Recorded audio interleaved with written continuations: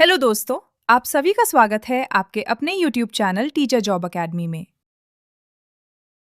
दोस्तों, अगर आप सीटेट ईवीएस में अच्छे अंक लाना चाहते हैं, तो ये वीडियो आपके लिए बहुत महत्वपूर्ण होने वाली है, क्योंकि आज हम करने वाले हैं top 50 most important EVS questions. लेकिन ध्यान दीजिए, हम सिर्फ आंसर नहीं करेंगे, बल्कि हर क्वेश्चन के पीछे का कॉन्सेप्ट भी समझेंगे, क्योंकि क्वेश्चंस बदलते रहते हैं, लेकिन कॉन्सेप्ट्स कभी नहीं बदलते। तो कॉपी और पेन तैयार रखिए और देखते हैं आप 50 में से कितने सही कर पाते हैं। अगर आपने अभी तक टीचर जॉब अकेडमी को सब्सक्राइब नहीं किया है, तो अभी कर लीजिए और बेल आइकन भी दबा दीजिए। तो चलिए आज का पहला प्रश्न देखते हैं। क्वेश्चंस हैं, कश्मीर के श्रीनगर के घरों के बारे में कौन सा कथन सही नहीं है? चलिए ऑप्शंस देखते हैं। ऑप्शन 1, कुछ पुराने घरों में ऐसी खिड़कियां होती हैं जो बाहर की ओर निकली होती हैं। इन्हें डब कहा जाता है। ऑप्शन 2, डल झील पर हाउस बोट श्रीनगर का एक प्रमुख आकर्षण है। ऑप्शन 3, श्रीनगर में बहुत सारे परिवार डोंगा में रहते हैं जो पहाड़ी क्षेत्रों में बने होते हैं। ऑप्शन नंबर 4, पुराने घर पत्थर, ईंट और लकड़ी से बने होते हैं। बताइए क्या है इसका सही आंसर? इस क्वेश्चन का सही आंसर है ऑप्शन 3। क्यों? क्योंकि यहां एक कॉन्सेप्ट छिपा है। डोंगा क्या होता है? डोंगा दरअसल एक नाव होती है जिसका उपयोग लोग पानी में रहने या सामान ले जाने के लिए करते हैं। यानी यह झील या नदी से जुड़ा हुआ जीवन है, ना कि पहाड़ों पर बने घर। दूसरी तरफ श्रीनगर के घरों में लकड़ी, पत्थर और ईंट का उपयोग होता है। डल झील की हाउस बोट बहुत प्रसिद्ध है। डब प्रकार की खिड़कियां भी यहां मिलती हैं। इसलिए केवल ऑप्शन 3 गलत है। अब अगला क्वेश्चन देखते हैं। पिछले 25 वर्षों में भारत में बनाए गए नए राज्य या केंद्र शासित प्रदेश कौन-कौन से हैं? चलिए एक एक करके ऑप्शंस देखते हैं। Options 1, Telangana, Chhattisgarh, Ladakh. Options 2, Uttarakhand, Madhya Pradesh, Jharkhand. Options 3, Jammu Kashmir, Sikkim, Arunachal Pradesh. Option 4, Puducherry, Goa, Sikkim. आराम से सोचिए। यह सही उत्तर है ऑप्शन 1, तेलंगाना, छत्तीसगढ़ और लद्दाख। ये तीनों पिछले 25 वर्षों में बनाए गए हैं। ध्यान दीजिए, छत्तीसगढ़ बना था मध्य प्रदेश से अलग होकर 2000 में। तेलंगाना बना था आंध्र प्रदेश से अलग होकर 2014 में। और लद्दाख को जम्मू कश्मीर से अलग करके केंद्र शासित प्रदेश बनाया गया 2019 में। 2000 के बाद बने राज्यों को एक साथ याद रखिए: छत्तीसगढ़, झारखंड, उत्तराखंड, तेलंगाना और लद्दाख। दोस्तों, अब एक बहुत ही कॉन्सेप्ट बेस्ड सवाल। अभिकथन ए और कारण आर को ध्यान से पढ़िए।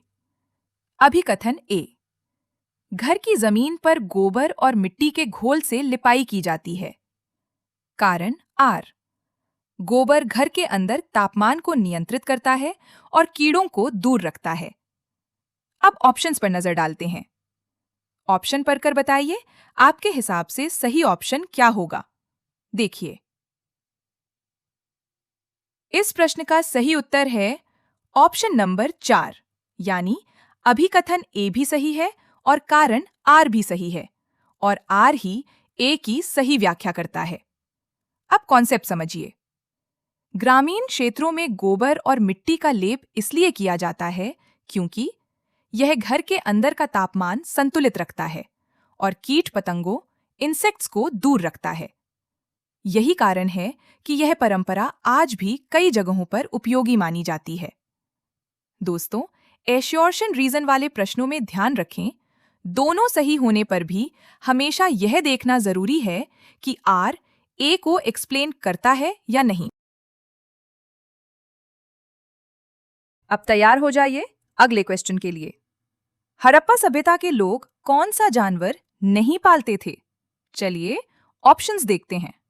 पहला ऑप्शन बकरी, दूसरा भैंस, तीसरा घोड़ा, चौथा भेड़। अब जरा हिस्ट्री याद कीजिए। इस क्वेश्चन का सही आंसर है ऑप्शन 3 घोड़ा। अब समझते हैं क्यों। हड़प्पा सभ्यता एक विकसित शहरी सभ्यता थी, जहां लोग खेती और पशुपालन दोनों करते थे। उनके द्वारा पाले जाने वाले मुख्य जानवर थे बकरी, भेड़, भैंस। ये सभी दूध, ऊन और खेती के काम में उपयोगी थे। लेकिन घोड़े के पालतू होने के स्पष्ट प्रमाण नहीं मिले हैं। कुछ जगह हड्डियां मिली हैं, लेकिन ये प्रमाणित नहीं है कि वे घोड़े का पालन करते थे। इसीलिए घोड़ा इस प्रश्न में सही उत्तर बनता है। बहुत बढ़िया। अब अगला क्वेश्चन देखते हैं। सही, सुमेलित युग्म, करेक्टली मैच्ड पेयर्स चुनिए। भाषाएं और उनके राज्य दिए गए हैं। आपको सही मिलान पहचानना है। चलिए, ऑप्शंस देखकर बताइए क्या होना चाहिए इसका उत्तर। ध्यान से सोचिए। इस क्वेश्चन का सही आंसर है ऑप्शन 4। अब इसे जल्दी से समझ लेते हैं।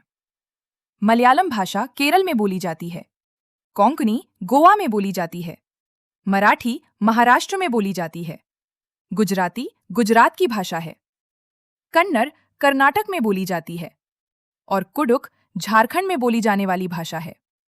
यानी सभी सही मिलान केवल ऑप्शन 4 में हैं। लैंग्वेज प्लस स्टेट वाले क्वेश्चंस सीटेट में बार बार आते हैं। खासकर साउथ इंडिया और ट्राइबल लैंग्वेजेस पर ध्यान रखें। चलिए अगला क्वेश्चन देखते हैं। मानचित्र, मैप और पैमाने स्केल पर आधारित। प्रश्न है, नक्शे पर दिया है 1 सेंटीमीटर बराबर 845 मीटर और नक्शे पर दो स्थानों के बीच दूरी 13.7 सेंटीमीटर मापी गई है। तो वास्तविक दूरी कितनी होगी? चलिए एक एक विकल्प देखते हैं। पहला ऑप्शन 11.57 किलोमीटर, दूसरा 11.02 किलोमीटर, तीसरा 12.50 किलोमीटर, चौथा 12.90 किलोमीटर। अब थोड़ा ध्यान लगाइए। वीडियो को पॉज करके पहले खुद से करने की कोशिश करिए। सबसे पहले फॉर्मूला याद रखिए। वास्तविक दूरी बराबर नक्शे की दूरी गुणा पैमाना। दो स्थानों के बीच दूरी 13.7 सेंटीमीटर नक्शे पर दिया है। 1 सेंटीमीटर बराबर 845 मीटर। अब मान रखिए, स्टेप 1, स्केल को समझो। 1 सेंटीमीटर मैप पर बराबर 845 मीटर जमीन पर। मतलब अगर 13.7 सेंटीमीटर है तो हमें करना है 13.7 गुणा 845। स्टेप 2, आसान तरीके से मल्टीप्लाई करते हैं। 13.7 गुणा 845 अप्रॉक्स 11,576.5 मीटर। एग्जैक्ट कैलकुलेशन जरूरी नहीं, अप्रॉक्स भी चलेगा। स्टेप 3, मीटर को किलोमीटर में बदलो। 1000 मीटर बराबर 1 किलोमीटर। तो 11,576.5 विभाजित 1000 लगभग 11.57 किलोमीटर। इसलिए सही उत्तर है ऑप्शन 1, 11.57 किलोमीटर।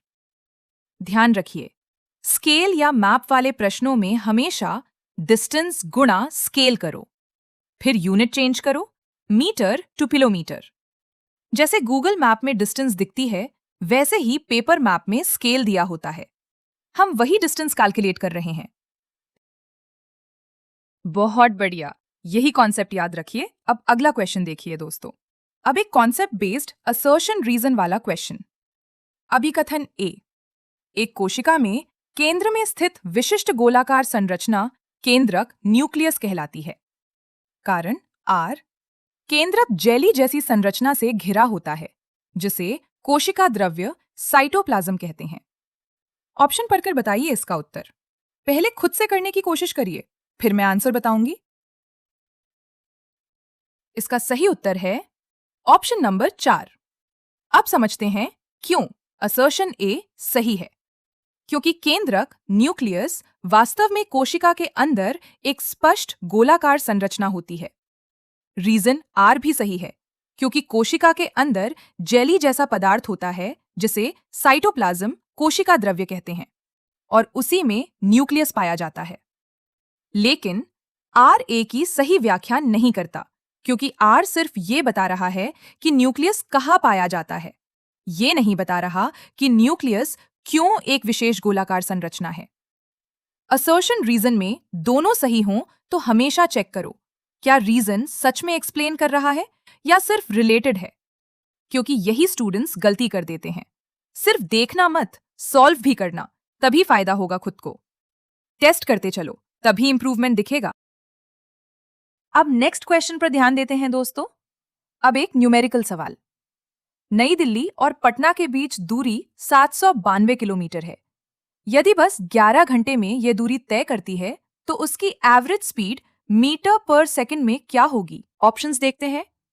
ऑप्शन 1 36 मीटर प्रति सेकंड, ऑप्शन 2 72 मीटर प्रति सेकंड, ऑप्शन 3 15 मीटर प्रति सेकंड, ऑप्शन नंबर 4 20 मीटर प्रति सेकंड। घबराने की जरूरत नहीं है, स्टेप बाय स्टेप करते हैं। फॉर्मूला होता है speed equal to distance divide by time. लेकिन ध्यान रहे, हमें आंसर मीटर पर सेकंड में चाहिए, तो पहले यूनिट्स कन्वर्ट करेंगे। स्टेप 1 डिस्टेंस कन्वर्ट करें। 792 किलोमीटर इक्वल टू 792 गुणा 1000 equal to 7,92,000 metre. Step 2 time convert करें। 11 घंटे बराबर 1 गुणा 3600 बराबर 39,600 सेकंड। स्टेप 3 फॉर्मूला लगाएं। स्पीड बराबर 7,92,000 डिवाइड बाय 39,600 बराबर 20 मीटर प्रति सेकंड। इसलिए सही उत्तर है ऑप्शन नंबर 4 20 मीटर प्रति सेकंड।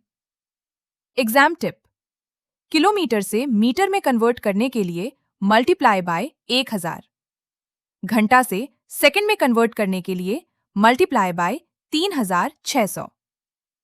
अच्छा, ये क्लियर हो गया। अब ईवीएस का एक बहुत ही प्यारा और कंसेप्चुअल क्वेश्चन।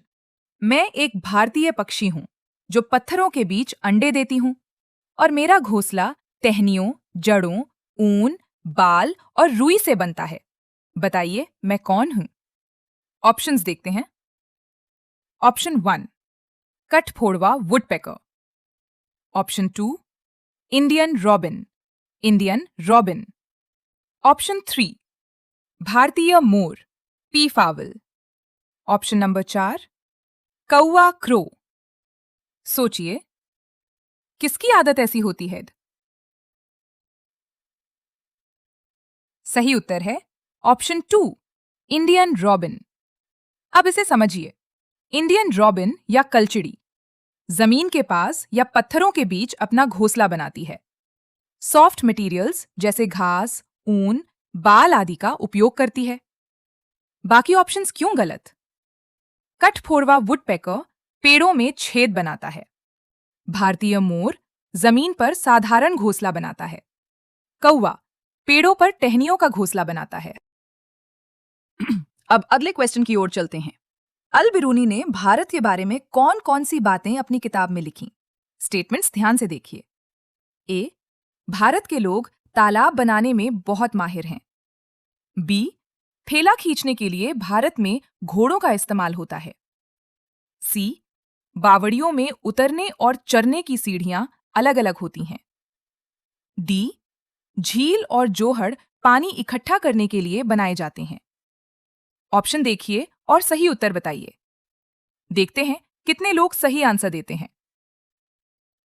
अगर आपने ऑप्शन 3 चुना है तो बहुत बढ़िया, सही उत्तर है ऑप्शन 3, ए और सी। अब इसे समझते हैं। अल बिरूनी एक प्रसिद्ध यात्री था जिसने भारत की जीवन शैली, विज्ञान और जल प्रबंधन को ऑब्जर्व किया। स्टेटमेंट ए सही है। भारत में प्राचीन समय से ही लोग तालाब, पॉन्ड्स बनाने में बहुत कुशल थे। स्टेटमेंट सी भी सही है। बावड़ियां स्टेप वेल्स इस तरह बनाई जाती थीं कि चढ़ने और उतरने के लिए अलग-अलग रास्ते हों। ये एक एडवांस्ड वाटर सिस्टम था। स्टेटमेंट बी गलत है। भारत में आमतौर पर बैल गाड़ी खींचते थे, घोड़े नहीं। स्टेटमेंट डी भी यहां करेक्ट ऑब्जर्वेशन में शामिल नहीं है।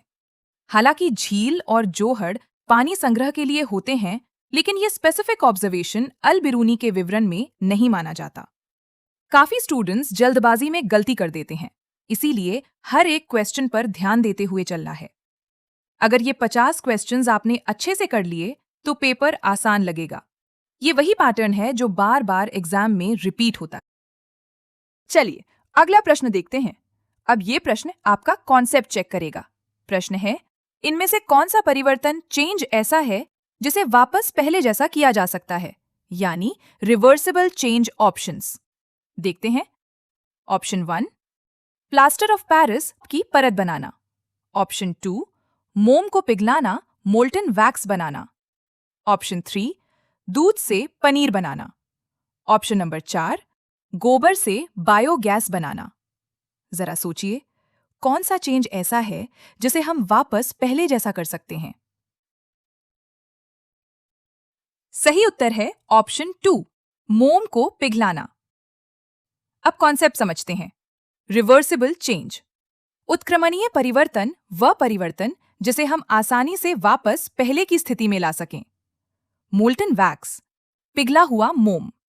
जब हम मोम को गर्म करते हैं वो पिघल जाता है, जब ठंडा करते हैं फिर से ठोस बन जाता है, यानी ये दोनों तरफ जा सकता है, रिवर्सिबल।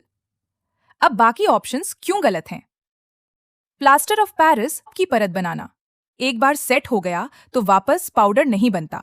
दूध से पनीर बनाना, दूध से पनीर बन गया, वापस दूध नहीं बना सकते। बायोगैस बनना, ये केमिकल चेंज है, वापस गोबर नहीं बन सकता। अच्छा, ये क्लियर हो गया। अब नेक्स्ट क्वेश्चन। दोस्तों, अब एक बहुत ही इंपॉर्टेंट क्वेश्चन जो एग्जाम में बार बार आता है। पैंडेमिक के समय डॉक्टर विटामिन सी लेने की सलाह क्यों देते हैं? चलिए ऑप्शंस देखते हैं। ऑप्शंस 1, यह दृष्टिवर्णक विजुअल पिगमेंट के निर्माण के लिए आवश्यक है। दूसरा ऑप्शंस, यह दांतों और हड्डियों को स्वस्थ रखता है। ऑप्शन 3, इससे भूख बढ़ती है।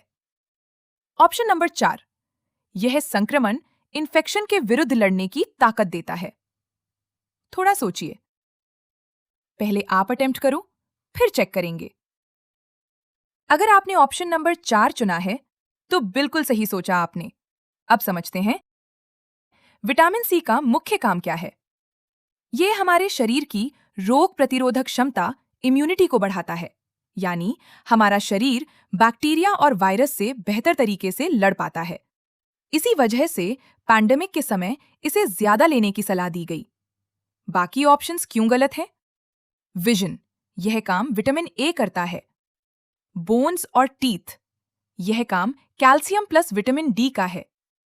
एपेटाइट, विटामिन सी का डायरेक्ट रोल नहीं है।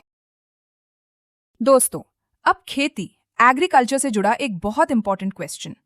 अगर किसान बार बार धान, पैडी की फसल उगाता है और फर्टिलाइजर्स व पेस्टिसाइड्स का ज्यादा उपयोग करता है तो मिट्टी पर क्या असर होगा?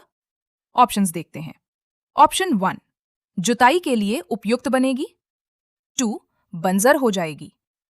ऑप्शन 3, अन्य फसलों के लिए भी उपजाऊ बनेगी। ऑप्शन 4, केवल धान के लिए उपयोगी रहेगी। आराम से सोचो, कोई जल्दी नहीं है। सही उत्तर है ऑप्शन 2, बंजर हो जाएगी। अब इसका कॉन्सेप्ट क्लियर करते हैं। जब किसान बार बार एक ही फसल उगाता है, मोनोक्रॉपिंग, तो मिट्टी के न्यूट्रिएंट्स, पोषक तत्व खत्म होने लगते हैं। ऊपर से ज्यादा फर्टिलाइजर्स और पेस्टिसाइड्स डालने से मिट्टी की प्राकृतिक उर्वरता, नेचुरल फर्टिलिटी और भी खराब हो जाती है। धीरे धीरे मिट्टी बंजर, इनफर्टाइल हो जाती है। इसीलिए ऑप्शन 2 सही उत्तर होगा। ठीक है, अब आगे बढ़ते हैं अगले प्रश्न की तरफ। दोस्तों, बरगद, बैनियन ट्री की जड़ों की कौन सी विशेषता नहीं है? ऑप्शंस देखते हैं। ऑप्शन 1, जड़ें खंभों की तरह सहारा देती हैं। 2, जड़ें शाखाओं से नीचे लटकती हैं। ऑप्शन 3, जमीन के अंदर जड़ें होती हैं। ऑप्शन नंबर 4, जड़ें भोजन का भंडारण करती हैं। दिमाग लगाइए, आंसर क्या होगा? जो पढ़ा है उसे अप्लाई करो। सही उत्तर है ऑप्शन नंबर 4। अगर आपने चौथा ऑप्शन चुना है तो आपका जवाब बिल्कुल सही है। अब समझिए, बरगद के पेड़ में सहायक जड़ें होती हैं जो नीचे आकर खंभों की तरह सपोर्ट देती हैं। ये जड़ें शाखाओं से लटकती भी हैं और जमीन के अंदर भी जाती हैं। लेकिन इनका मुख्य काम भोजन जमा करना, स्टोरेज नहीं है। इसीलिए सही आंसर होगा ऑप्शन नंबर 4। दोस्तों, अब एक और इंपॉर्टेंट क्वेश्चन। तोरंग का मतलब जंगल किस राज्य में होता है? ऑप्शंस देखते हैं। Option 1 Mizoram, option 2 Jharkhand, 3 Assam, option 4 Orissa. मुझे लगता है कि सभी स्टूडेंट्स ने इस क्वेश्चन का आंसर सही लगाया होगा। सही उत्तर है ऑप्शन 2 झारखंड। अगर आप ऑप्शन 2 के साथ गए हैं तो शानदार। ये एक स्थानीय ट्राइबल शब्द है जो झारखंड क्षेत्र में उपयोग होता है। दोस्तों, ईवीएस में लोकल लैंग्वेज और ट्राइबल वर्ड्स बहुत इंपॉर्टेंट हैं। खुद को टेस्ट करते चलो, तभी इंप्रूवमेंट दिखेगा। देखना कितने क्वेश्चंस आप खुद सही कर पा रहे हो। चलिए अगला प्रश्न देखते हैं दोस्तों। जंगलों की कटाई, डिफॉरेस्टेशन के क्या प्रभाव होंगे? स्टेटमेंट्स ध्यान से देखिए। ए, आसपास का क्षेत्र ठंडा होगा। बी, वर्षा जल का रिसाव, पर्कुलेशन कम होगा। सी, बहता पानी मिट्टी को बहा ले जाएगा। डी, भूजल स्तर बढ़ जाएगा। ऑप्शन पढ़कर बताइए, सही ऑप्शन क्या होगा? ऑप्शंस को कंपेयर करो। सही ऑप्शन खुद दिखाई देगा। सही उत्तर है ऑप्शन नंबर 4, बी और सी। अब कॉन्सेप्ट समझिए। पेड़ कटेंगे तो पानी जमीन में कम जाएगा, पर्कुलेशन कम होगा, पानी तेजी से बहेगा, सॉइल इरोजन, मृदा अपरदन होगा। ए, गलत। पेड़ कटने से ठंडक नहीं, गर्मी बढ़ती है। डी, गलत। ग्राउंड वाटर कम होता है, बढ़ता नहीं। अब नेक्स्ट क्वेश्चन पर ध्यान देते हैं। अब एक बहुत ही कॉमन लेकिन कॉन्सेप्ट वाला सवाल। बगुला, ईग्रेट, भैंस पर क्यों बैठता है? आइए ऑप्शंस देखते हैं। पहला ऑप्शन है, बगुला तथा भैंस में सहजीवी सिम्बायोटिक संबंध है। दूसरा ऑप्शन, बगुला मनोरंजन के लिए भैंस पर बैठता है। ऑप्शन 3, भैंस बगुले को एक जगह से दूसरी जगह ले जाती है। ऑप्शन नंबर 4, बगुला भैंस को डराना चाहता है। देखते हैं कितने लोग सही आंसर देते हैं। अगर आपने पहला ऑप्शन चुना है तो बिल्कुल सही जवाब दिया आपने। अब इसे समझते हैं। सहजीवी संबंध, सिम्बायोटिक रिलेशनशिप का मतलब होता है जब दो जीव एक दूसरे को फायदा पहुंचाते हैं। बगुला भैंस के शरीर से कीड़े मकोड़े खाता है। इससे भैंस को भी राहत मिलती है, यानी दोनों को फायदा, म्यूचुअल बेनिफिट। दोस्तों, ये पूरे 50 क्वेश्चंस आपके एग्जाम के लिए गेम चेंजर साबित हो सकते हैं। ध्यान से करोगे तो एग्जाम में कई क्वेश्चंस डायरेक्ट या सिमिलर मिलेंगे। इसीलिए हर एक क्वेश्चन पर ध्यान देते हुए चलना है। चलिए अब अगला प्रश्न समझते हैं। चांद की सतह की सही विशेषता क्या है? आइए ऑप्शंस पर नजर डालते हैं। ऑप्शन 1, हवा नहीं, गुरुत्व नहीं, समतल सतह। दूसरा ऑप्शन, पानी नहीं, पर्याप्त हवा, ऊंचे पहाड़। ऑप्शन 3, पानी नहीं, गहरे गड्ढे, ऊंचे पहाड़। ऑप्शन नंबर 4, हवा नहीं, गुरुत्व नहीं, पानी नहीं। ध्यान रखिए, ये इंपॉर्टेंट है, यहां कंफ्यूज मत होना। जो पढ़ा है उसे अप्लाई करो। सही उत्तर है ऑप्शन 3। अगर आप तीसरे ऑप्शन के साथ गए हैं तो बहुत बढ़िया। अब समझते हैं। चांद पर हवा नहीं होती, पानी नहीं होता, वहां बहुत सारे क्रेटर्स, गहरे गड्ढे होते हैं और ऊंचे नीचे पहाड़ भी होते हैं। ऑप्शन 1 और 4 गलत क्यों है? क्योंकि चांद पर ग्रेविटी, गुरुत्वाकर्षण होता है, बस कम होता है। नेक्स्ट क्वेश्चन देखिए, इनमें से कौन सा बाकी सभी से अलग है? सूची देखिए। कछुआ, घड़ियाल, कौवा, बत्तख, मछली। आइए ऑप्शंस देखते हैं। पहला ऑप्शन है मछली, दूसरा कौवा, तीसरा घड़ियाल और चौथा ऑप्शन है कछुआ। याद कीजिए जो आपने अब तक पढ़ाई की है। अगर आपने ये सही किया है तो आप सही दिशा में जा रहे हैं। इस प्रश्न का सही उत्तर है ऑप्शन 2, कौवा। क्यों? कछुआ रेप्टाइल है, यानी रेंगने वाला जीव है।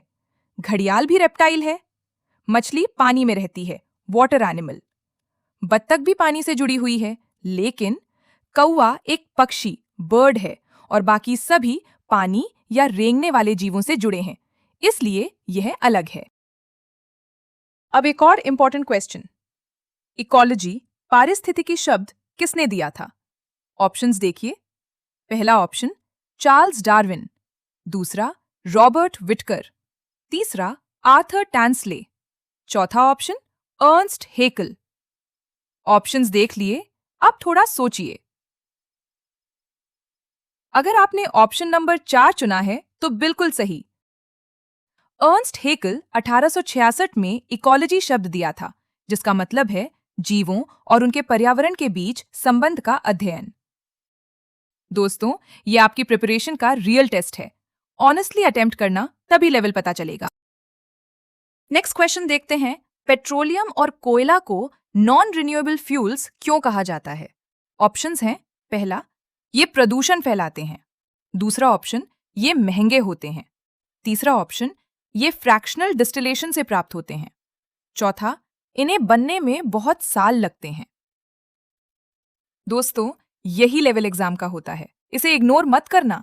इन क्वेश्चंस पर पकड़ बना ली तो पेपर में कॉन्फिडेंस अपने आप आ जाएगा। सोचिए इसका उत्तर क्या होगा? इस प्रश्न का सही उत्तर है ऑप्शन नंबर 4। अब इसे समझते हैं। पेट्रोलियम और कोयला धरती के अंदर बहुत लंबे समय में बनते हैं, यानी लाखों करोड़ों साल लग जाते हैं।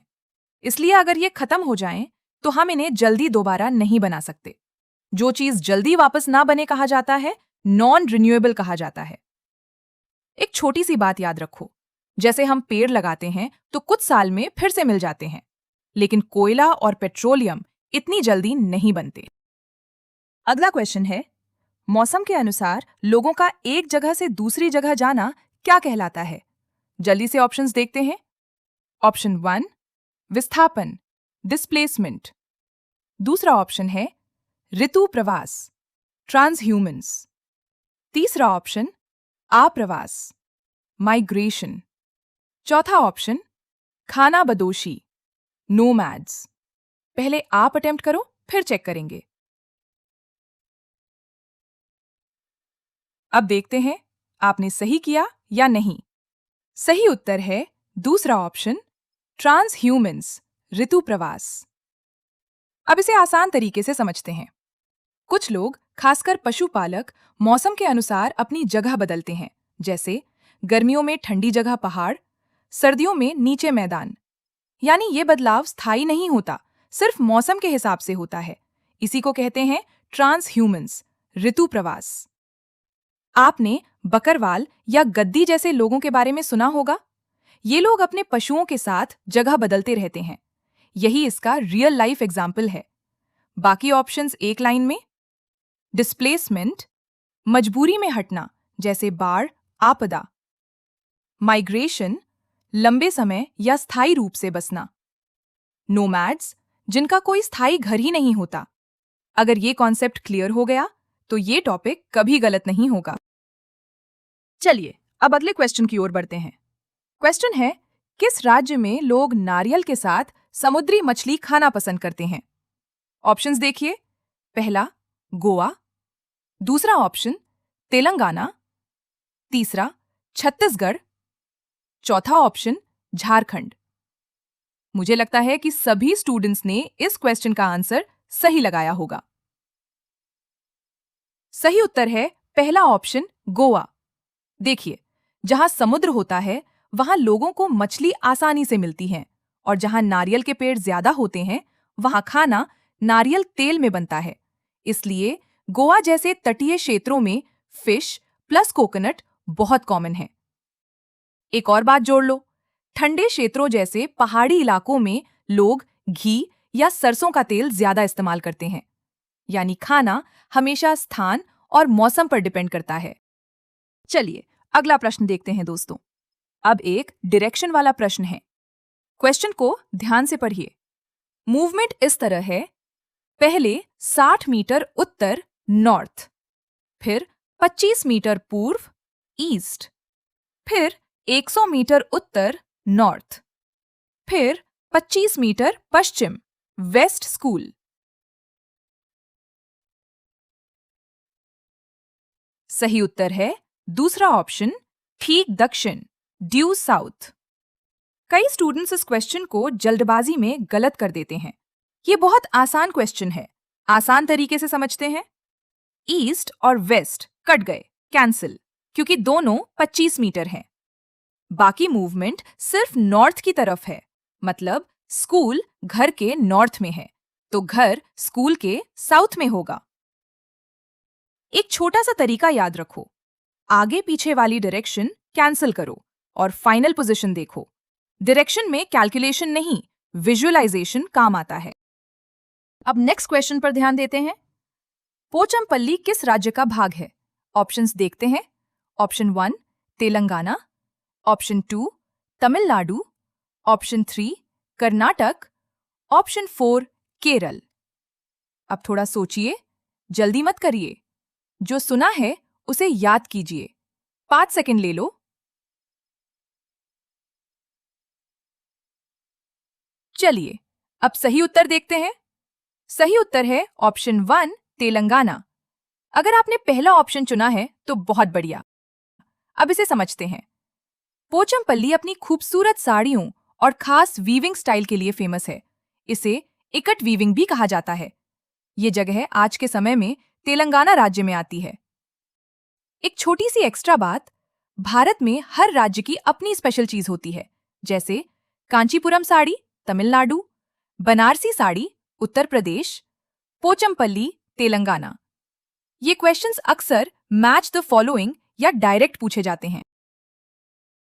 चलिए अब अगले क्वेश्चन की ओर बढ़ते हैं। डेजर्ट ओक के बारे में सही कथन कौन कौन से हैं? स्टेटमेंट्स पढ़ते हैं। ए, इसकी ऊंचाई लगभग 4 मीटर होती है। बी, इसकी जड़ें इसकी ऊंचाई से लगभग 30 गुना नीचे तक जाती हैं। सी, इसके तने में पानी जमा होता है। डी, यह अबू धाबी में पाया जाता है। ऑप्शंस देखकर बताइए क्या होना चाहिए इसका उत्तर। दोस्तों, इनमें से कई क्वेश्चंस एग्जाम में आपको दिखेंगे। ये वही पैटर्न है जो बार बार एग्जाम में रिपीट होता है। अगर ये 50 क्वेश्चंस अच्छे से कर लिए तो पेपर आसान लगेगा। चलिए अब उत्तर देखते हैं। सही उत्तर है ऑप्शन 3 ए, बी और सी। अब आसान भाषा में समझते हैं। डेजर्ट ओक एक ऐसा पेड़ है जो रेगिस्तान में सरवाइव करता है। इसकी ऊंचाई कम होती है, लगभग क्लासरूम जितनी, लेकिन इसकी जड़ें बहुत गहरी जाती हैं पानी खोजने के लिए, और इसके तने में पानी स्टोर होता है। यही वजह है कि ये पेड़ सूखे इलाकों में भी जीवित रहता है। स्टेटमेंट डी गलत है, क्योंकि ये पेड़ ऑस्ट्रेलिया के रेगिस्तानी क्षेत्रों में पाया जाता है, अबू धाबी में नहीं। चलिए अगला क्वेश्चन देखते हैं। ये क्वेश्चन एग्जाम में अक्सर पूछा जाता है। क्वेश्चन है, गोलकोंडा किला किसने बनवाया? ऑप्शंस पर नजर डालिए। पहला ऑप्शन पल्लव राजवंश, दूसरा चोल राजवंश, तीसरा चालुक्य राजवंश और चौथा ऑप्शन है काकतीय राजवंश। आराम से सोचो, कोई जल्दी नहीं है। तो चलिए आंसर देखते हैं। सही आंसर है काकतीय राजवंश। अगर आपने चौथा ऑप्शन चुना है तो आप सही दिशा में जा रहे हैं। अब इसे थोड़ा डिटेल में समझते हैं। गोलकोंडा फोर्ट आज के तेलंगाना हैदराबाद में स्थित है। इसका सबसे पहला निर्माण काकतीय राजवंश ने करवाया था। बाद में इसे कुतुबशाही शासकों ने और विकसित किया। एक छोटी सी बात और जोड़ लो, ये किला हीरों डायमंड्स के लिए फेमस था। फेमस कोहिनूर हीरा भी इसी क्षेत्र से जुड़ा माना जाता है। चलिए, अब अगला क्वेश्चन देखते हैं। जंगल में रहने वाले लोगों को जमीन और संसाधनों का अधिकार किस कानून से मिलता है? ऑप्शन देख लेते हैं। ऑप्शन नंबर 1, भूमि अधिग्रहण अधिनियम 1894। दूसरा ऑप्शन, एससी अमेंडमेंट बिल 2012।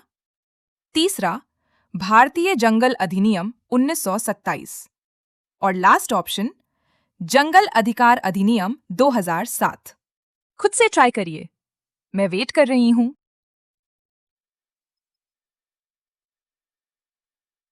अब देखते हैं सही ऑप्शन कौन सा है।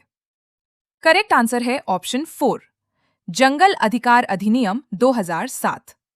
अगर आपने लास्ट ऑप्शन टिक किया है तो बहुत अच्छा। आसान भाषा में समझिए, इस लॉ को फॉरेस्ट राइट्स एक्ट भी कहते हैं। इसके अनुसार जो लोग कई सालों से जंगल में रह रहे हैं, उन्हें उस जमीन और संसाधनों पर अधिकार मिलता है, यानी उन्हें वहां से आसानी से हटाया नहीं जा सकता। आदिवासी, ट्राइबल पीपल अपनी रोजमर्रा की जरूरतों के लिए जंगल पर डिपेंड करते हैं। यह कानून उनके अधिकारों की रक्षा करता है। अब देखते हैं ये क्वेश्चन क्या पूछ रहा है। ऐसा कौन सा जल निकाय है जिसमें नमक की मात्रा बहुत अधिक होती है, लगभग 300 ग्राम प्रति लीटर, और जिसमें कोई भी आसानी से डूब नहीं सकता? चलिए एक एक करके ऑप्शंस देखते हैं। पहला ऑप्शन है कैस्पियन सागर, दूसरा काला सागर, तीसरा ऑप्शन है मृत सागर, और चौथा लाल सागर। ये क्वेश्चन कई बार एग्जाम में पूछा जा चुका है, इसलिए इसे हल्के में मत लीजिए। अब थोड़ा रुकिए, कहीं आपने ये तस्वीर देखी है जहां लोग पानी पर लेटे रहते हैं? उसी से जोड़कर सोचिए, खुद आंसर निकालने की कोशिश करिए। तो सही उत्तर क्या होगा? सही आंसर है मृत सागर, डेड सी। मुझे लगता है कि सभी स्टूडेंट्स ने इस क्वेश्चन का आंसर सही लगाया होगा। अब इसे समझते हैं।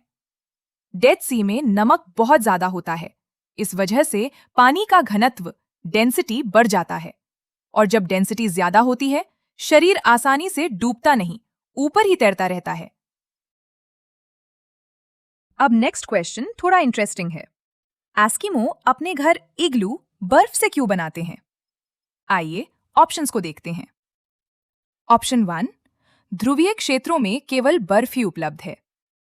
ऑप्शन 2, बर्फ ठंडी हवा और पानी को अंदर नहीं आने देती।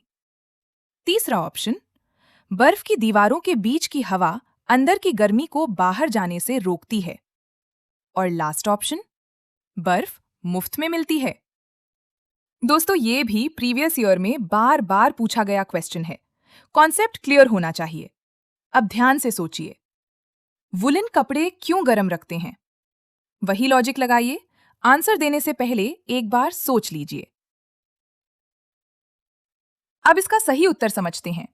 करेक्ट आंसर है तीसरा ऑप्शन। आसान तरीके से समझिए, बर्फ की दीवारों के बीच हवा फंसी रहती है, और हवा क्या करती है? हीट को बाहर जाने से रोकती है, अंदर की गर्मी को बनाए रखती है। इसलिए इग्लू के अंदर उतनी ठंड नहीं लगती। चलिए अब अगले क्वेश्चन की ओर बढ़ते हैं। अब अगला क्वेश्चन देखते हैं। ब्रेल लिपि के बारे में दिए गए कथनों में से कौन से सही हैं?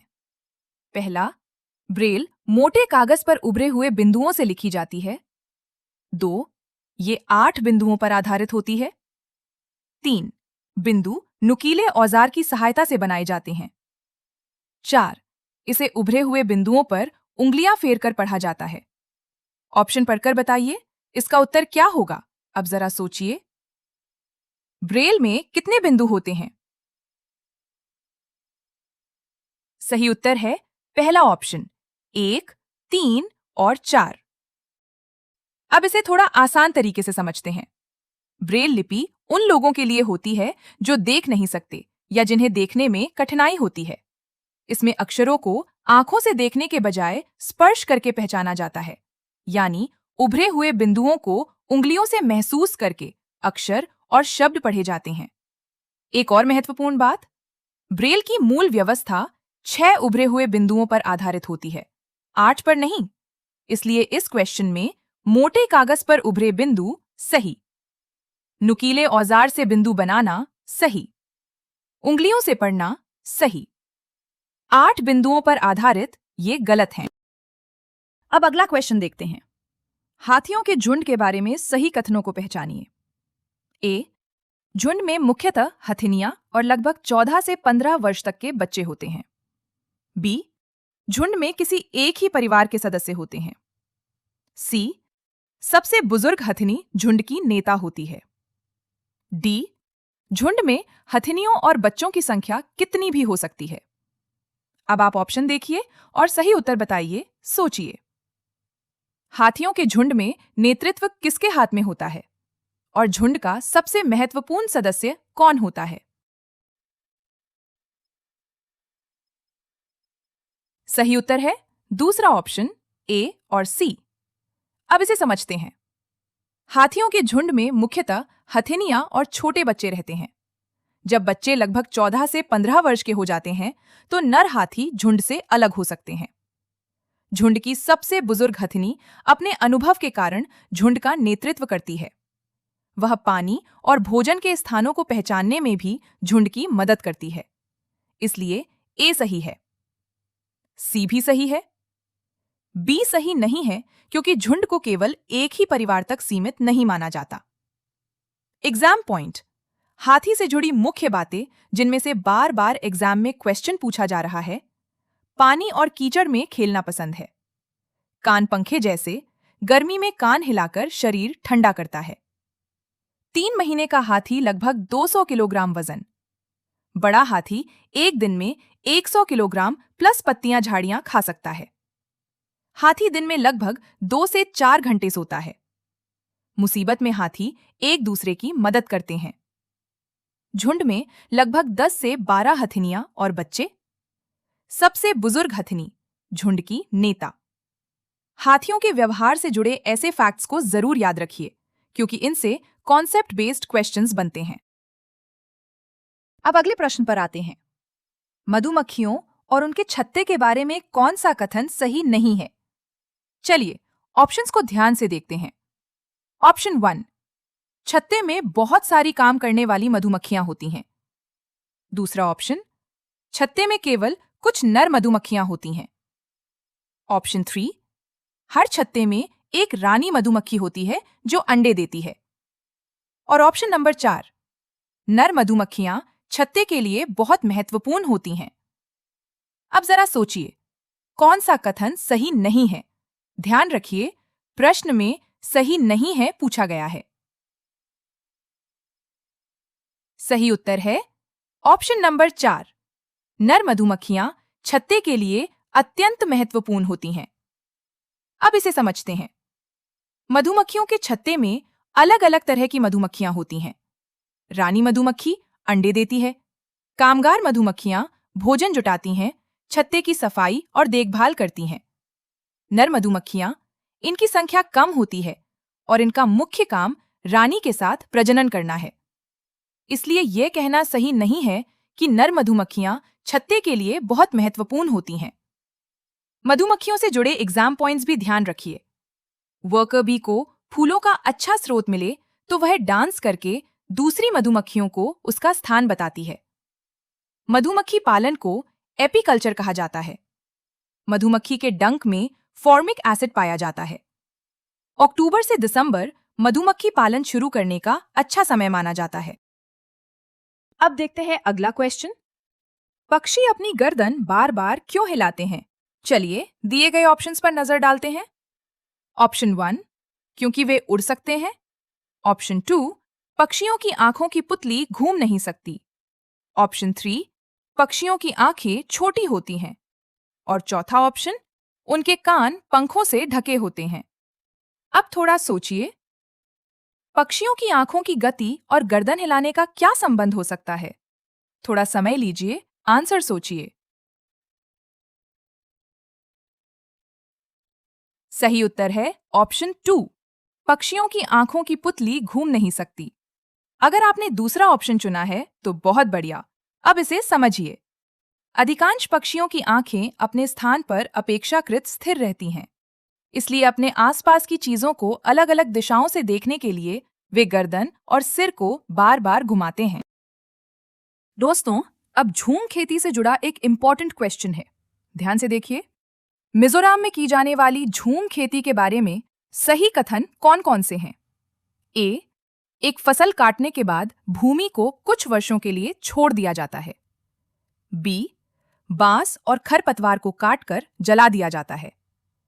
सी, बीज बोने से पहले भूमि की गहरी जुताई की जाती है। डी, एक ही खेत में 3-4 अलग अलग फसलें उगाई जाती हैं। ई, जरूरत के अनुसार रासायनिक उर्वरक और कीटनाशक इस्तेमाल किए जाते हैं। बताइए, इनमें से सही कथन कौन कौन से हैं? इस प्रश्न के सही कथन हैं ए, बी और डी, यानी ऑप्शन 1। अगर आपने पहला ऑप्शन चुना है तो आपका कॉन्सेप्ट बिल्कुल सही है। अब इसे समझते हैं। झूम खेती में एक जगह की फसल काटने के बाद भूमि को कुछ वर्षों के लिए छोड़ दिया जाता है। इस दौरान वहां उगे बांस और खरपतवार को काटकर जला दिया जाता है। इसके बाद उसी भूमि पर अलग अलग फसलें उगाई जाती हैं। इसलिए ए सही, बी सही, डी भी सही, लेकिन सी गलत है, क्योंकि झूम खेती में जमीन की गहरी जुताई नहीं की जाती। और ई भी सही नहीं है, क्योंकि पारंपरिक झूम खेती रासायनिक उर्वरकों और कीटनाशकों पर आधारित नहीं होती। एक बात और याद रखिए, झूम खेती को स्थानांतरित खेती, शिफ्टिंग कल्टीवेशन भी कहा जाता है, क्योंकि कुछ समय बाद किसान दूसरी जगह खेती करने लगते हैं। ये कॉन्सेप्ट भी क्लियर हो गया? अब बढ़ते हैं अगले क्वेश्चन की तरफ। क्वेश्चन है, सांपों के बारे में दिए गए कथनों में से गलत कथन पहचानिए। पहला ऑप्शन, सांप अपने भोजन को पूरा निगल जाते हैं। दूसरा, सांपों के दांत नुकीले होते हैं। तीसरा, जहरीले सांपों के डसने वाले दांत होते हैं। चौथा, वे अपने शिकार को चबाकर खाते हैं। अब जरा सोचिए, सांप अपने शिकार को चबाते हैं या पूरा निगल जाते हैं? थोड़ा समय लीजिए। पहले अपना आंसर तय करिए। सही आंसर है ऑप्शन 4। वे अपने शिकार को चबाकर खाते हैं। अगर आपने चौथा ऑप्शन चुना है तो आपका आंसर बिल्कुल सही है। अब इसे समझते हैं। सांप अपने शिकार को चबाते नहीं हैं, बल्कि पूरा निगल जाते हैं। इनके जबड़े काफी लचीले होते हैं, इसलिए ये अपने सिर से बड़े शिकार को भी निगल सकते हैं। और जहरीले सांपों के विषदंत फैंग्स होते हैं, जिनसे वे अपने शिकार में जहर पहुंचाते हैं। एक बात और याद रखिए, हमारे देश में प्रमुख जहरीले सांपों में नाग, इंडियन कोबरा, करैत, कॉमन क्रेट, दुबोया, रसल वाइपर और अफाई सॉ स्केल वाइपर शामिल हैं। अब देखते हैं अगला प्रश्न क्या पूछ रहा है। निम्नलिखित में से रोगों का वो समूह चुनिए जो मच्छरों से फैलता है। Option 1, dengue, malaria, chikungunya. Option 2, malaria, हैजा, मियादी बुखार। तीसरा ऑप्शन है मलेरिया, डेंगू, हैजा। और चौथा, मलेरिया, चिकनगुनिया, मियादी बुखार। अब आप थोड़ा सोचिए, इनमें से कौन से तीनों रोग मच्छरों से जुड़े हैं? तो सही आंसर है ऑप्शन 1, डेंगू, मलेरिया और चिकनगुनिया। अब इसे एक साथ समझिए। मलेरिया मच्छर से फैलता है, डेंगू भी मच्छर से फैलता है, चिकनगुनिया भी मच्छर से फैलता है। वहीं हैजा और मियादी बुखार टाइफॉइड मच्छर जनित रोग नहीं है। एक छोटी सी बात और जोड़ लीजिए, डेंगू और चिकनगुनिया मुख्यतः एडिस मच्छर से, जबकि मलेरिया एनोफिलीज मच्छर के माध्यम से फैलता है। Malaria plus dinghy plus chikungunya बराबर मच्छर जनित रोग। ये तीनों नाम एक साथ याद रहेंगे तो ऐसे क्वेश्चंस में सही आंसर पहचानना काफी आसान हो जाएगा। चलिए अब अगला क्वेश्चन देखते हैं। निम्नलिखित में से स्लॉथ के बारे में सही कथन चुनिए। पहला ऑप्शन है, स्लॉथ लगभग 40 वर्ष जीते हैं और लगभग 17 घंटे पेड़ की शाखाओं पर उल्टे लटक कर सोते हैं। ऑप्शन 2, स्लॉथ लगभग 10 वर्ष जीते हैं और लगभग 20 घंटे शाखाओं पर लटक कर सोते हैं। तीसरा, स्लॉथ लगभग 17 वर्ष जीते हैं और पेड़ के नीचे सोते हैं। और ऑप्शन 4, स्लॉथ लगभग 40 वर्ष जीते हैं और लगभग 20 घंटे शाखा से लटक कर सोते हैं। सोचिए, इसका उत्तर क्या होगा?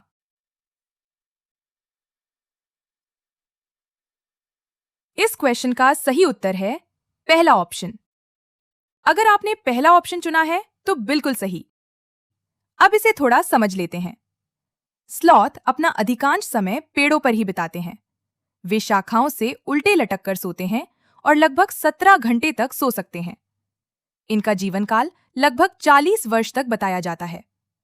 एक और इंटरेस्टिंग बात, स्लॉथ की गति बहुत धीमी होती है और वे मुख्य रूप से पेड़ों की पत्तियां खाते हैं। चलिए, अब एक और इंपॉर्टेंट प्रश्न देखते हैं। मिट्टी के बर्तनों का पानी ठंडा क्यों रहता है? पहला ऑप्शन है ऊर्ध्वपातन, सब्लिमेशन। दूसरा, अवसादन, सेडिमेंटेशन।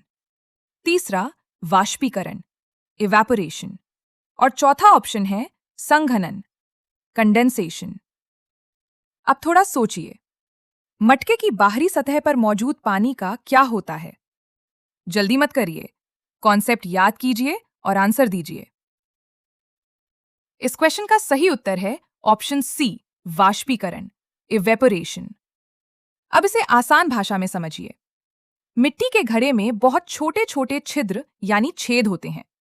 उनमें से थोड़ी मात्रा में पानी बाहर की सतह तक आता है और फिर वाष्पीकरण, इवेपोरेशन के कारण उड़ने लगता है। पानी के वाष्पीकरण में ऊष्मा, हीट खर्च होती है। ये ऊष्मा घड़े के अंदर के पानी से ली जाती है, इसलिए पानी ठंडा हो जाता है। इसी कारण गर्मियों में मटका ठंडा पानी देने में उपयोगी होता है। ध्यान रखिए, यहां संघनन नहीं, वाष्पीकरण हो रहा है। दोस्तों, यही लेवल एग्जाम का होता है, इसे इग्नोर मत करना। अगर सिलेक्शन चाहिए तो इन क्वेश्चंस को सीरियसली लेना होगा।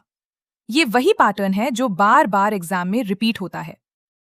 अगर आपको लगता है कि मेरी मेहनत आपके लिए उपयोगी है तो चैनल टीचर जॉब अकेडमी को सब्सक्राइब जरूर कीजिए। अब एक और इंपॉर्टेंट क्वेश्चन। निम्नलिखित में से वो ग्रुप चुनिए जिसमें केवल मिश्र धातुएं हैं। एक एक करके ऑप्शंस पर ध्यान दीजिए। पहला, steel, brass, tin. Option 2, steel, brass, bronze. तीसरा ऑप्शन है ब्रास, ब्रॉन्ज, लिथियम। और चौथा, मैग्नीशियम, एल्यूमिनियम, स्टील। अब जरा सोचिए, कौन से तीनों पदार्थ मिश्र धातु हैं?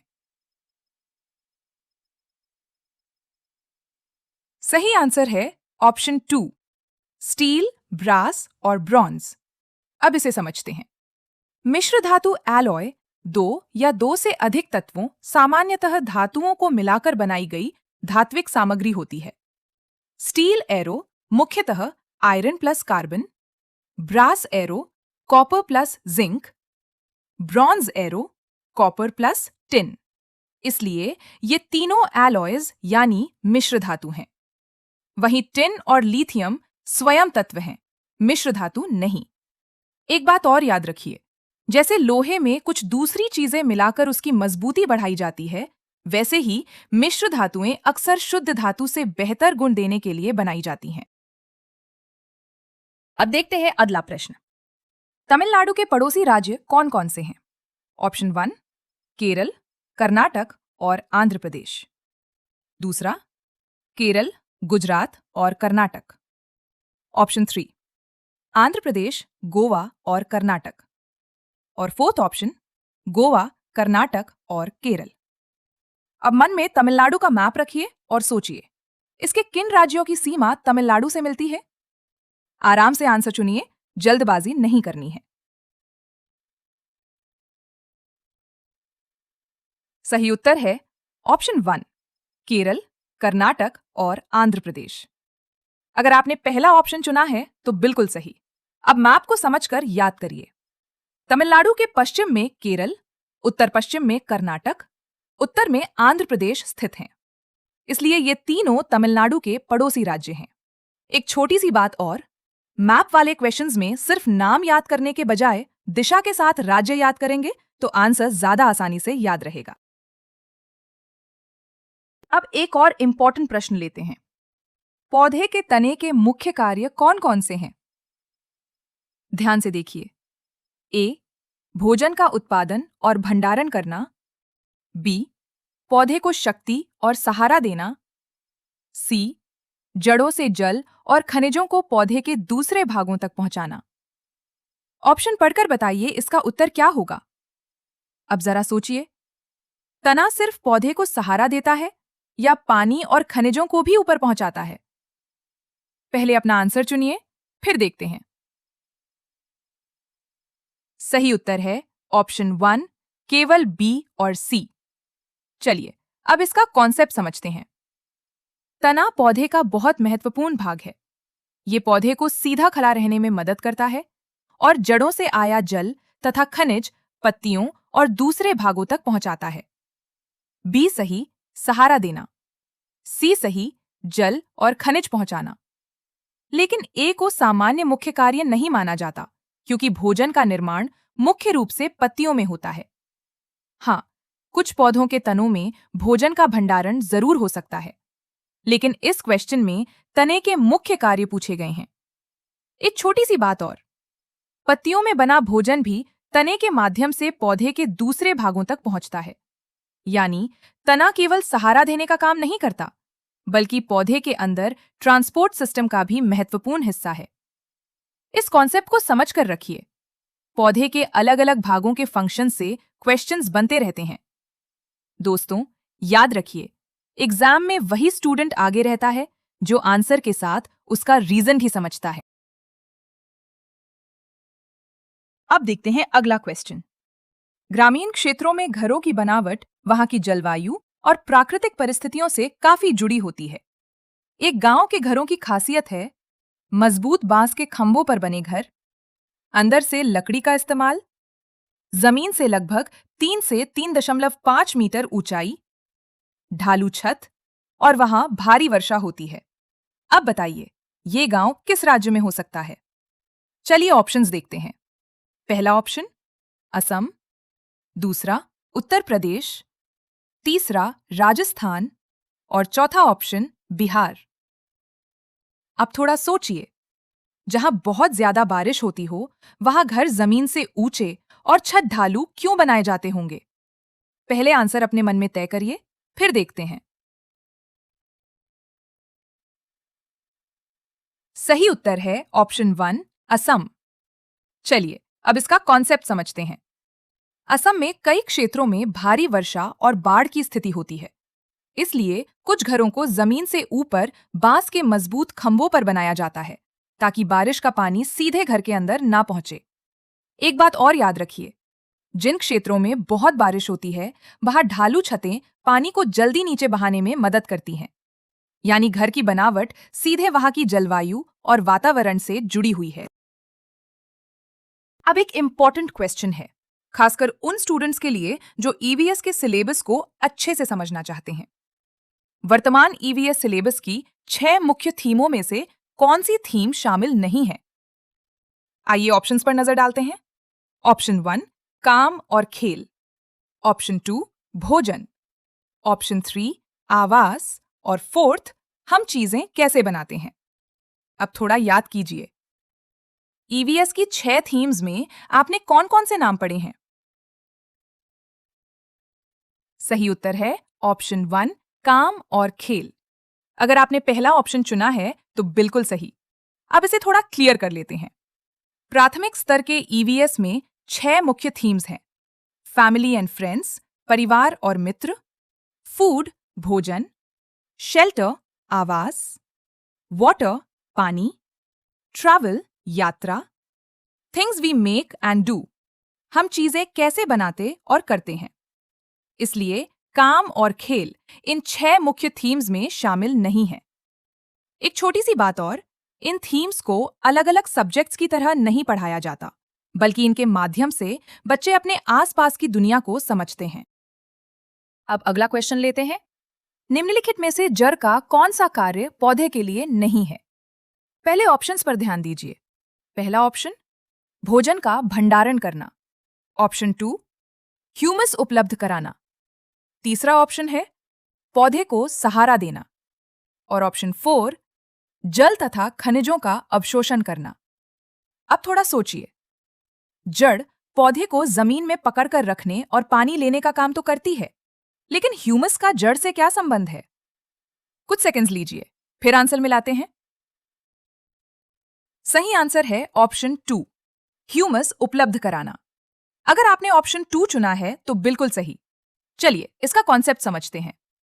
जड़ के कई महत्वपूर्ण काम होते हैं। पौधे को मिट्टी में मजबूती से पकड़कर रखना, मिट्टी से जल और खनिज ग्रहण करना। कुछ पौधों की जड़ें भोजन का भंडारण भी करती हैं, जैसे गाजर और शकरकंद। लेकिन ह्यूमस जड़ का कार्य नहीं है। ह्यूमस पौधों और जीव जंतुओं के मृत अवशेषों के सड़ने गलने से बनने वाला कार्बनिक पदार्थ है, जो मिट्टी की उर्वरता बढ़ाने में मदद करता है। एक बात ध्यान रखिए, हर पौधे की जड़ भोजन का भंडारण नहीं करती। ये कुछ विशेष पौधों में होता है। चलिए अब इसी तरह एक और इंटरेस्टिंग क्वेश्चन देखते हैं। अब बताइए, इनमें से कौन सा डांस और स्टेट का सही पैर है? पहला ऑप्शन है कर्नाटक कथक। दूसरा असम बिहू। तीसरा उड़ीसा भरतनाट्यम। और चौथा तमिलनाडु लावनी। अब मन में स्टेट्स और उनके फेमस डांसेस को याद कीजिए। कथक कहाँ का है, भरतनाट्यम कहाँ का है, और लावनी किस राज्य से जुड़ी है? आराम से सोचिए, फिर अपना आंसर चुनिए। सही आंसर है दूसरा ऑप्शन, असम बिहू। अब इसे थोड़ा क्लियर कर लेते हैं। बिहू असम का प्रसिद्ध लोक नृत्य और उत्सव से जुड़ी सांस्कृतिक परंपरा है। कथक मुख्य रूप से उत्तर भारत की शास्त्रीय नृत्य परंपरा से जुड़ा है। भरतनाट्यम तमिलनाडु से जुड़ा प्रसिद्ध शास्त्रीय नृत्य है। लावनी महाराष्ट्र की प्रसिद्ध लोक नृत्य परंपरा है। इसलिए दिए गए पेयर्स में केवल असम बिहू सही ऑप्शन है। चलिए अब अगला क्वेश्चन देखते हैं। टूटता तारा या शूटिंग स्टार वास्तव में क्या होता है? पहला ऑप्शन, उल्काब, जो पृथ्वी के वायुमंडल में प्रवेश करते ही आग पकड़ लेता है। ऑप्शन 2, एक समान गति से चलने वाला तारा। तीसरा, एक चमकता पिंड जो वायुमंडल में एक समान गति से चलता है। और चौथा ऑप्शन, एक तारा जिसके एक सिरे पर पूंछ होती है। अब जरा सोचिए, क्या टूटता तारा वास्तव में कोई तारा होता है?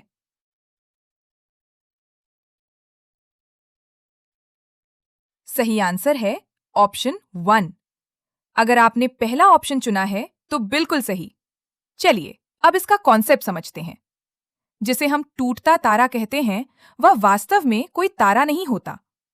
अंतरिक्ष में मौजूद छोटे छोटे उल्काब मीटेओरॉइड्स जब पृथ्वी के वायुमंडल में प्रवेश करते हैं तो घर्षण के कारण गर्म होकर चमकने लगते हैं।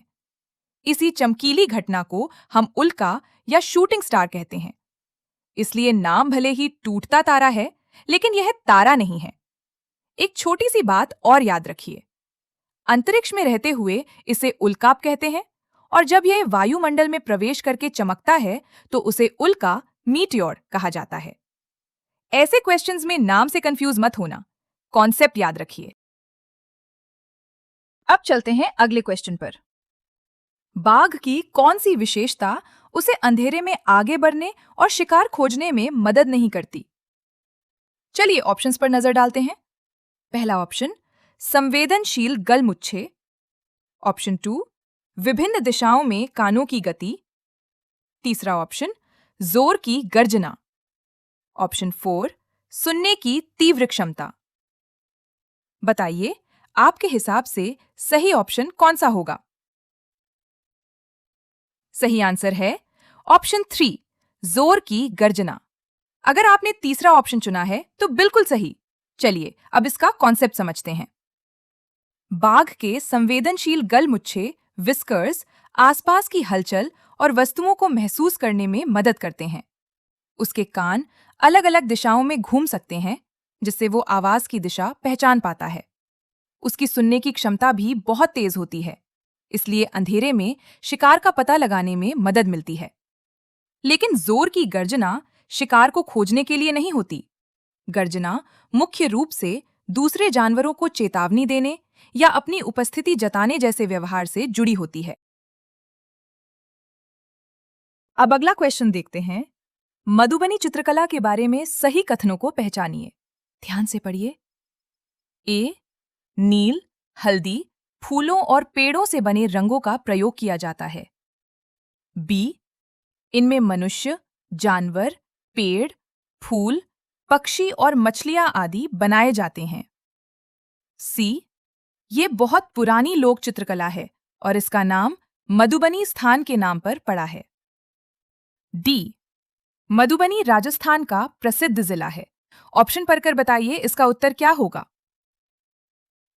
अब जरा ध्यान से सोचिए। मधुबनी किस राज्य से जुड़ा है, राजस्थान या बिहार? सही आंसर है ऑप्शन 4, ए, बी और सी। चलिए, अब इसके पीछे की बात समझते हैं। मधुबनी चित्रकला बिहार के मधुबनी क्षेत्र की प्रसिद्ध लोक कला है। इसे त्योहारों और विशेष अवसरों पर घरों की दीवारों और आंगन में बनाया जाता रहा है। इन चित्रों में मनुष्य, पशु पक्षी, पेड़ पौधे और मछलियां जैसी चीजें दिखाई देती हैं। पारंपरिक रूप से प्राकृतिक स्रोतों से रंग भी तैयार किए जाते हैं। लेकिन ध्यान रखिए, डी गलत है, क्योंकि मधुबनी राजस्थान में नहीं, बिहार में है।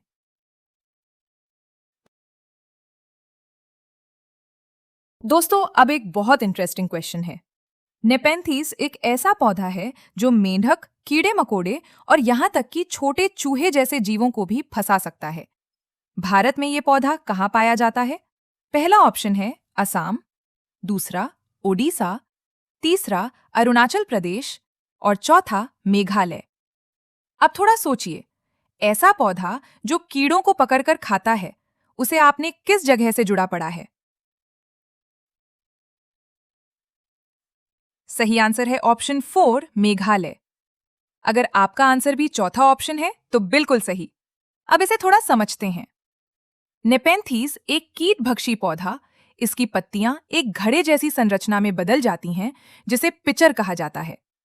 कीड़े मकोड़े इस संरचना के अंदर फंस जाते हैं और पौधा उनसे अपने लिए आवश्यक पोषक पदार्थ प्राप्त करता है।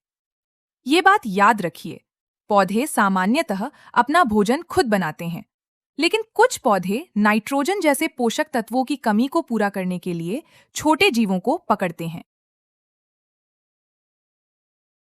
दोस्तों, अब हमने 50 क्वेश्चंस पूरे कर लिए हैं, लेकिन असली तैयारी सिर्फ आंसर्स याद करने से नहीं होगी।